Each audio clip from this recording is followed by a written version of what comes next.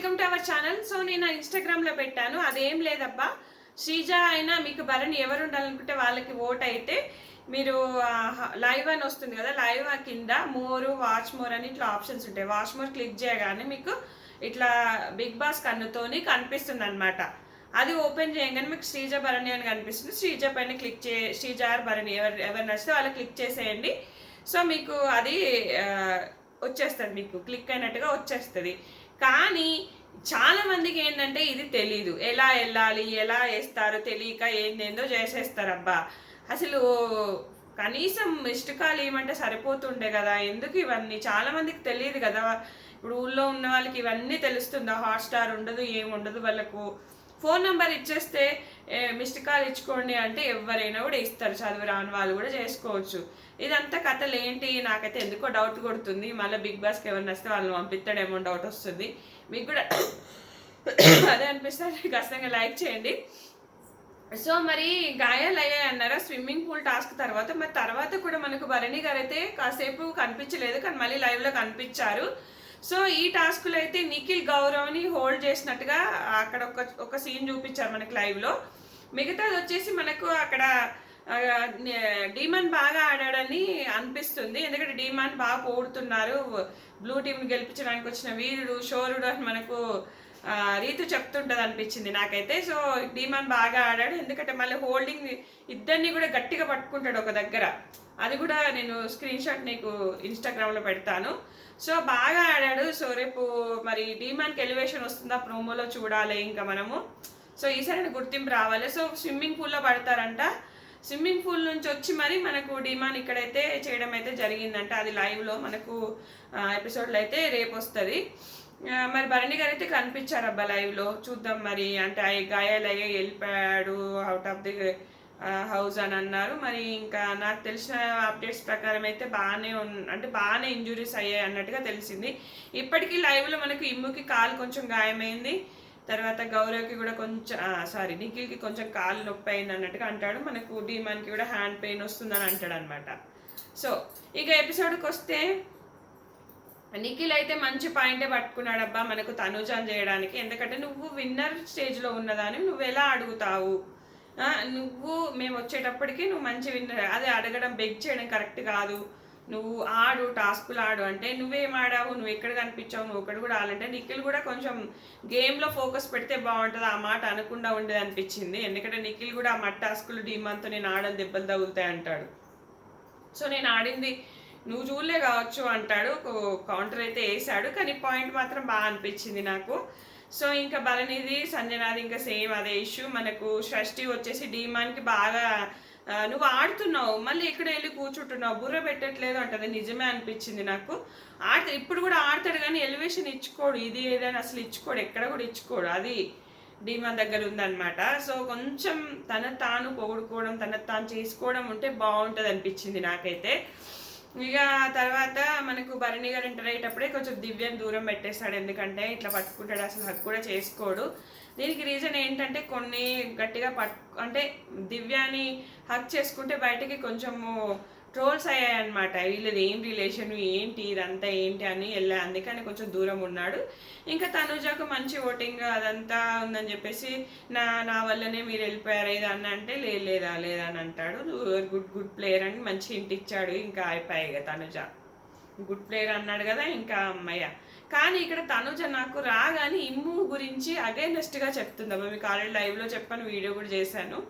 So అప్పుడు power star టాస్క్లో అప్పుడు పవర్ స్టార్ టాస్క్లో ఏంటంటే 1 by 1 వెళ్ళి వాళ్ళ బోన్ని విరిచాలన్నమాట. సో అప్పుడు ఇమ్ము వెళ్ళినప్పుడు ఇమ్ము ఫోటో అండ్ భరణి ఫోటో ఉంటుంది. సో ఇమ్ము వెళ్ళి ఒకటి ఇచ్చేసి వస్తాడు. తర్వాత రాము కళ్యాణ్ ఇద్దరు ఎవరినో ఒకరిని పంపించాలి. అప్పుడు మనకు ఇమ్ము ఏం చేస్తుంటే కళ్యాణ్ పంపిస్తాడు. రాముని పంపిస్తే రాము ఖచ్చితంగా ఇమ్ము తించేస్తాడు, ఎందుకంటే భరణికి రాముకి మంచి రిలేషన్ ఉంది కాబట్టి. అప్పుడు కళ్యాణ్ పంపిస్తే ఇంకా కళ్యాణ్ భరణి గారికి తీసేస్తాడు. అప్పుడు ఇమ్ము ఆటోమేటిక్గా పవర్ స్టార్ వస్తుంది. ఆ టాపిక్ తీసి చెప్తుంది. అప్పుడు కూడా మీ మీద అంత విలువ కనుక ఉంటే, మీ మీద అంత గౌరవం ఉంటే అప్పుడు రామునే పంపించేటోడు కదా, ఇదంతా ఫేకు తూచు అని ఎక్కిచ్చేస్తుంది. మొన్న కూడా భరణి మిమ్మల్ని సేవ్ చేయకుండా రాముని సేవ్ చేశాడు, ఎందుకంటే రాము వెళ్ళిపోతాడు కదా భరణి గారిని సేవ్ చేస్తా అని చెప్తాడు. యాక్చువల్లీ ఇక్కడ ఇమ్ము ఒక నాటకం ఆడేదండి, భరణి గారికి ఓటింగ్ ఉంటుందా అని చెప్పి ఉంటే బాగుండేది. సో ఆయన అక్కడ సేఫ్ గేమ్ ఆడలేడు, ఆ విషయం చెప్తుంది ఇప్పుడు. ఎందుకు ఇమ్ము మీద ఎక్కిస్తున్నావు నువ్వు రాగానే, ఇట్లా ఇట్లా ఇట్లా ఆడుకొని ఇంకా ఏందేందో చేస్తుందని అనిపించింది నాకైతే. ఇక్కడ కావాలనే పెట్టుకుంటుంది. మళ్ళీ మాధురి గారు కూడా పాపం బాధపడతారు, భరణి గారు రాగానేతో మాట్లాడడం మానేసింది అని చెప్పేసి బాగా బాధపడుతుంది మాధురి. ఎందుకంటే తెలుస్తుంది కదా అక్కడ నిజంగానే మొత్తం ఆయన వచ్చాక అసలు మాధురి గారితో ఒక్క కన్వర్జేషన్లో కూడా ఉండదు. మేబీ ఇది కూడా కారణం అయి ఉండొచ్చు, నిన్న కూడా ఫేక్ బాండింగ్ పెట్టుకున్నావు అని మేబీ దూరం అయిందో అది కూడా చెప్పలేం. సో అదన్నమాట. ఇక్కడైతే నాకు తనుజ మళ్ళీ దివ్య గురించి కూడా అక్కడ గౌరవ్ ఇక్కడ ఒకరొకరు వచ్చి చెప్తుంటారు కదా, సో మీ గేమ్ ఇలా ఉండాలి, అది పెద్ద నామినేషన్ లాగా ఉంది లైవ్లో, ఇంకా మనకి ఎపిసోడ్లో కట్ చేస్తారు కానీ సో బాండింగ్స్ అవి పెట్టుకోవద్దు, మీ గేమ్ మీరు ఆడరు, మీరు వాయిస్ అవుట్ చేయరు. ఇక్కడ గౌరవ్ అదేదో టాస్క్ గురించి చెప్తాడు, అప్పుడు ఒక టాస్క్ ఆడతారు కదా, ఆ టాస్క్లోనే కదా మనకు సుమనన్న ప్రభంజనం, సుమనన్న క్యాప్టెన్ అయ్యాడు, ఆ టాస్క్ గురించి చెప్తుంటే దివ్య ఇక్కడ లొల్లి పెట్టుకుంటుంటుంది. ఎందుకు పెట్టుకోవాలి దివ్య ఇక్కడ అంటే ఆ టాస్క్లో నేను కూడా ఉన్నాను. ఇక్కడ ఓవర్ అనిపించింది, భరణి గారి గురించి ఏదన్నా అంటే ఈమె ఓర్చుకోలేక ఈమె లొల్లి పెట్టుకుంది అన్నట్టుగా మళ్ళీ బయటికి క్రియేట్ అవుతుంది. తనుజ అదే అంటుంది, ఈమె ఎందుకు ఇన్వాల్వ్ అయ్యి మళ్ళీ అరుస్తుంది అక్కడ అవసరమా అంటే, ఇప్పుడు నేను ఏదైనా చెప్పిన అనుకో దివ్య అది ఎండ్ పాయింటే రాదు, ఫుల్ స్టాపే ఉండదు, చెప్తానే ఉంటుంది అని చెప్పేసి ఇంకా భరణి చెప్తున్నాడు. లేదా ఆ గేమ్లో నేను కూడా ఉన్నా కదా, మీరున్నారని కాదు, నేను నా వర్షన్ నేను మాట్లాడుకున్నాను, అక్కడ అందరి టాపిక్ వచ్చింది కాబట్టి అని చెప్పేసి గౌరవతో గొడవ వేసుకుంటుంది. సో అదన్నమాట మ్యాటరు. సో ఇక్కడ దివ్య కూడా అందరిని ఇట్లా దూరం చేసేసి మళ్ళీ నేను నాన్న పక్కన అంటే నాన్న దగ్గర ఉండి ఇంకా నాన్నని సపోర్ట్ చేసుకోవాలన్నట్టుగా ఫీల్ అయిపోతుంది అనమాట. ఇంకా ఆయన నిడిచి ఉండట్లేదు, ఇంక ఎక్కడో ఇంకా అక్కడే కూర్చుంటుంది, ఇక వేరే వాళ్ళతో ఎవరితో మాట్లాడట్లేదు.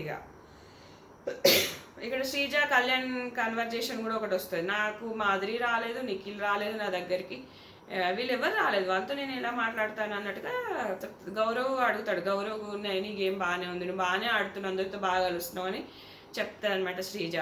సో మధ్యాహ్నం లైవ్లో కూడా డిమాండ్ రీతుకి మీరు ఇది వరకు ఎలా ఉన్నారో అలాగే ఉండండి అని చెప్పేస్తుంది. తర్వాత నిఖిల్కు అర్థమైంది మీకు టాప్లో ఓటింగ్ ఉంది, సో నామినేషన్లో మాట్లాడాలి, నామినేషన్లో పెట్టాలి అని చెప్పేసి గౌరవ్కి వాళ్ళు ముగ్గురు డిస్కషన్ చేసుకుంటారు అనమాట. అక్కడ తెలుసు తనుజకి ఓటింగ్ బాగుంది, అదంతా ఉంది, సో నామినేషన్లో పెట్టాలి ఆమెని అన్నట్టుగా ఏదో కొంచెం కన్వర్జేషన్ చేశాడు అక్కడ కాసేపు, అదనిపించింది నాకైతే. ఇంకా